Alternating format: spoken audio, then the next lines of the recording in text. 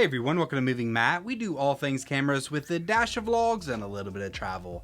And today I'm going to be giving you my top 5 tips to save you some time when you edit. And speaking of saving time, I'm going to try to give you these top 5 tips in under 4 minutes. So let's jump into it here. My number 1 tip is to plan ahead before you shoot.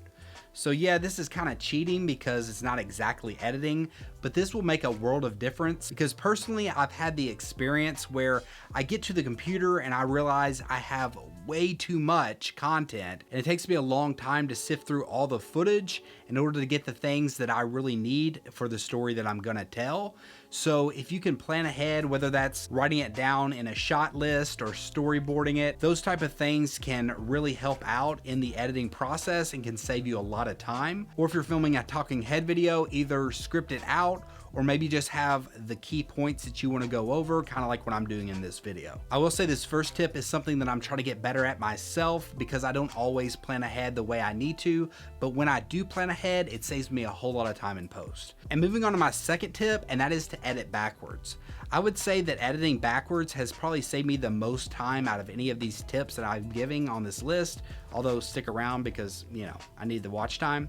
But editing backwards has really helped, and the way to do it the best that I've found is to essentially let your last take be your best take, especially if it's a talking head video, because if you do that, then you can just basically go to the end and see, okay, that's going to be my best take, and you just cut out all the takes before that you might have messed up on. So it really works well for talking head videos, but it can also work well if, for say, you're doing an interview style video and maybe you're asking questions and somebody maybe flubs their words, have them go back over it and it makes them feel more comfortable and gives them more clarity of thought, but it also allows you to save a lot of time in the edit. This one also goes along with tip number 1 because the better you plan, the easier it'll be for you to have a structure to your video for you to edit backwards with. So moving on to my third tip, and that is to edit all the A-roll first before you add any effects or any of the B-roll to your video. By doing that, it allows your timeline to keep moving smooth and it doesn't add too much graphical effects or things that are going to slow down the processor in your computer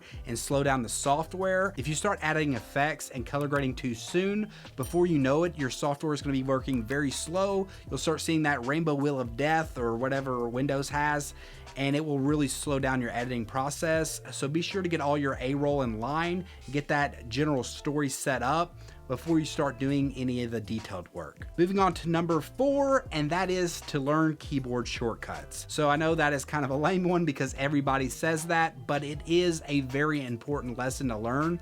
At least know the basic shortcuts that you can do on your keyboard, and it will save you a whole lot of time. Now, one way that I found best to learn shortcuts, and that is to get a shortcut overlay onto your keyboard. It'll help you learn it a lot faster and at least be a cheat sheet for you until you can put it into muscle memory. Now moving on to my 5th and final tip, and that is to get an editing mouse. My editing mouse has helped me out tremendously, being able to add some shortcuts to the mouse itself. That way I don't have to use 2 hands all the time for some of the simple things that I want to do, like deleting a clip. And I also shortcut zooming in and zooming out of my timeline to my mouse, and that saves me a whole lot of time. But you can actually do whatever you feel like you do the most for your editing workflow and put that on your mouse, and it saves me a lot of time, and I think it can save you a lot of time too. But I think I'm coming up on 4 minutes, so those are my tips to help you edit faster. If you have some tips of your own, drop in the comments section below and let us all know. If you've liked this video, be sure to give it a thumbs up and consider subscribing, and until next time, peace.